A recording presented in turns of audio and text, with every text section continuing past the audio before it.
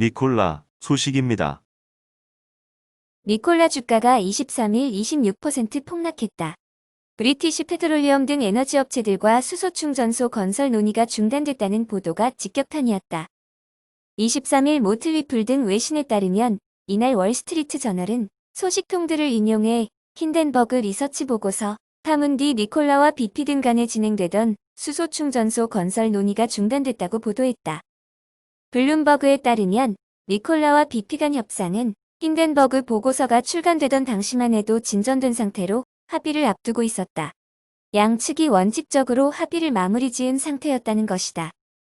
블룸버그는 8일 제너럴 모터스과 협력을 발표한 니콜라가 곧이어 BP와 합의를 공표할 수 있게 될 것으로 기대했다고 전했다. 그러나 힌덴버그 보고서 뒤 상황이 악화하면서 합의는 일단 늦춰진 것으로 보인다. 수소 충전소는 니콜라의 사업 계획에 초석 역할을 하는 핵심적인 사안이다. 충전소가 거미줄처럼 뻗어있지 않으면 아무리 좋은 수소 트럭이 나온다 해도 연료 충전이 불가능해 매출이 심각한 타격을 받을 수밖에 없다.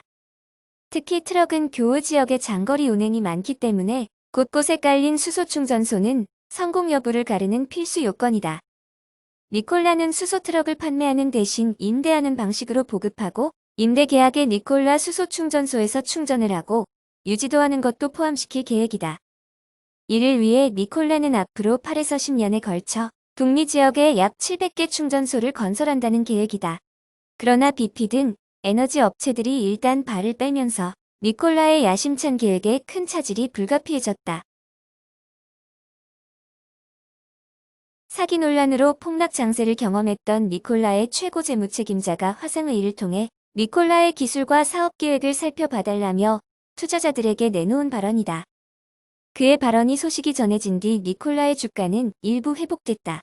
전날 19% 폭락했던 니콜라의 주가는 22일 3.37% 상승했다. 브래디는 이날 화상회의에서 제너럴 모터스, 독일 부품업체, 로베르트 보쉬 등 파트너, 회사들이 니콜라를 지지하고 있다고 설명했다.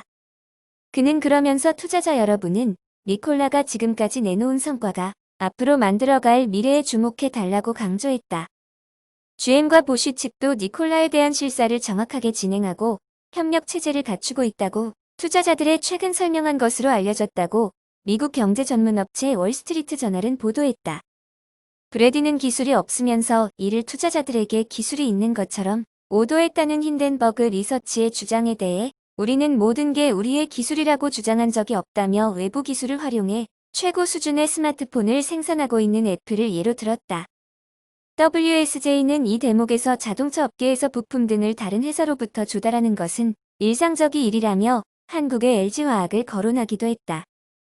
예를 들어 GM의 전기 차종을 생산하기 위해서는 한국의 LG화학 배터리를 활용해야 한다고 설명한 것이다. 테슬라 소식입니다. 일론 머스크가 배터리 가격을 크게 낮춰 앞으로 테슬라 전기차 가격을 3년 안에 25,000달러 수준으로 끌어내릴 계획이라고 밝혔다. 22일 CNN 등 외신에 따르면 머스크 CEO는 이날 업계에 관심이 쏠린 가운데 미국 캘리포니아주 프리몬트 공장에서 열린 테슬라 배터리 데이에서 배터리 가격을 획기적으로 낮추고 생산 공정을 개선해 완전 자율주행이 가능한 25,000달러대의 테슬라 전기차를 3년 안에 출시하겠다고 말했다. 지금까지 3천만 원 이내의 테슬라 전기차는 출시된 적이 없다. 테슬라의 보급형 전기차 모델 3의 가격은 5천에서 7천만 원 사이로 국내의 경우 보조금을 적용하면 3천만 원대 구입이 가능하다. 다만 CNN은 그동안 머스크 CEO가 약속을 지키지 않은 사례가 몇 차례 있었고 심지어 약속한 대로 차량을 출고하지 않은 적도 있다. CNN은 특히 완전 자율주행이 가능한 전기차를 이렇게 저렴한 수준에 내놓겠다는 계획은 아직은 액면 그대로 받아들이기 어려운 상황이라고 덧붙였다. 실제로 이 같은 발표에도 투자자들은 냉담한 반응을 보여 테슬라 주가는 이날 5% 이상 하락해 마감했다.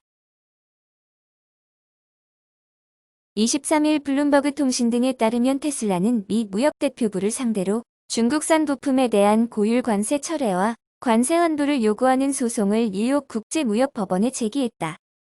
중국과의 무역 갈등 과정에서 미국 정부가 2018년 7월 테슬라의 전기차에 사용되는 중국산 디스플레이 부품 등에 25%의 관세를 부과한 것이 자의적이고 재량권을 남용한 조치라고 테슬라는 주장했다. 테슬라는 중국산 부품에 대한 고율 관세 조치 철회와 함께 그동안 지급한 관세에 대한 환불도 요구하고 있다. 테슬라는 미국 정부가 중국산 부품에 대해 고율 관세를 부과하자 지난해 5월에는 비용 부담 증가로 경제적 손실이 우려된다며 관세 면제를 요청했었다. 하지만 미 무역대표부는 테슬라가 관세 면제를 요청한 디스플레이 부품 등이 전략적 주요 물자에 해당한다며 이를 받아들이지 않았다. 테슬라는 관세 인상으로 2018년 4분기에만 5천만 달러 이상 이익이 감소한 것으로 추산했다. 미국 정부는 2018년 7월부터 지난해까지 약 2,340억 달러 규모의 중국 제품에 대해 관세 인상 조치를 취했다.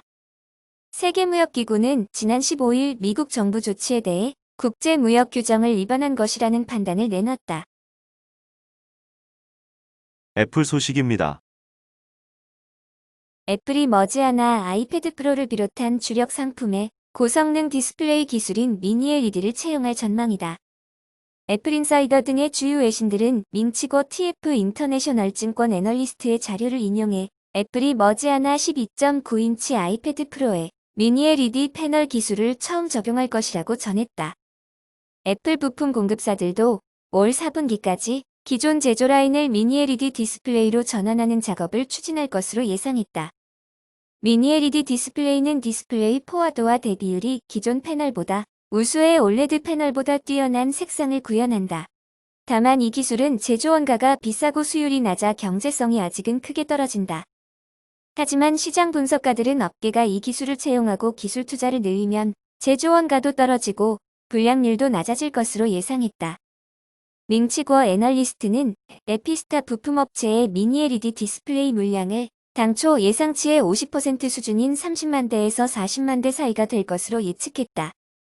그는 애플이 미니 LED 디스플레이를 내년 말까지 6개의 아이패드 모델과 맥북에 채용할 것으로 내다봤다. 미니 LED 디스플레이의 제조 원가도 2021년에 50%까지 떨어지고 그 다음에 35%까지 내려갈 것으로 봤다. 아마존 소식입니다.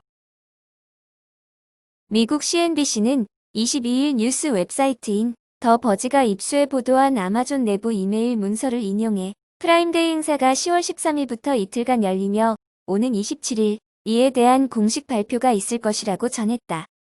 아마존은 지난 18일 물류 담당 직원들에게 보낸 내부 통지를 통해 가을 성수기 준비를 위해 다음 달 13일부터 20일까지 휴가 신청을 받지 않을 계획이라고 밝히기도 했다. 아마존 프라임데이는 통상 7월에 열렸지만 올해는 코로나19 여파로 몇 차례 연기됐다.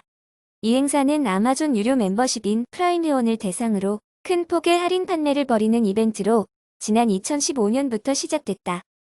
단일 업체의 온라인 할인 행사로는 세계 최대 규모로 11월 쇼핑 대목인 블랙 프라이데이의 빗대 7월의 블랙 프라이데이로 불린다.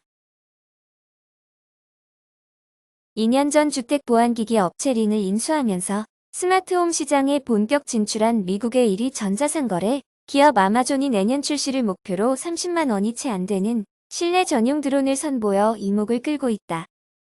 24일 CNN 등에 따르면 링은 이날 열린 아마존의 연례 하드웨어 이벤트에서 링 올웨이즈 홈캠이라는 이름이 붙은 $250짜리 드론을 공개했다. 작고 가벼운 이 드론은 미리 설정된 경로로 집안 내부의 특정 지점까지 자동 비행이 가능하다. 사용자는 스마트폰에 설치된 앱을 통해 드론의 경로를 사전에 지정할 수 있는데 집 내부에서 일상적이지 않은 움직임이 감지될 경우 드론이 자체적으로 경로를 바꿔 그 지점에서 무슨 일이 일어나고 있는지 포착하기도 한다. 다만 알람이 울리면 다시 사용자가 의도했던 경로대로 돌아가도록 별도로 조치할 수 있다. 드론에 탑재된 고화질 카메라로 비행 도중 촬영한 영상은 스마트폰으로 실시간 스트리밍된다. 일각에선 아마존의 홈캠이 실시간으로 집을 감시하고자 하는 사람들로부터는 호응을 얻겠지만 사생활 보호론자들의 우려를 불러일으키기에 충분하다는 지적이 나온다. 마이크로소프트 소식입니다.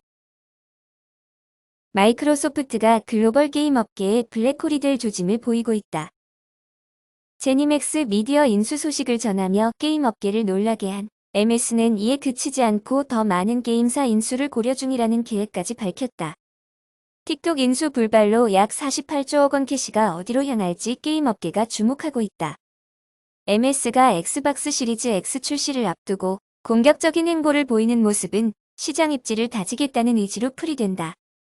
플레이스테이션4와 경쟁에서 뒤처지며 아쉬운 성적을 남겼던 MS는 게임사 인수와 구독형 게임 서비스인 엑스박스 게임 패스 라인업 확보를 앞세워 게임 부문은 물론 클라우드 서버 부문 성장까지 동시에 노리는 모습이다.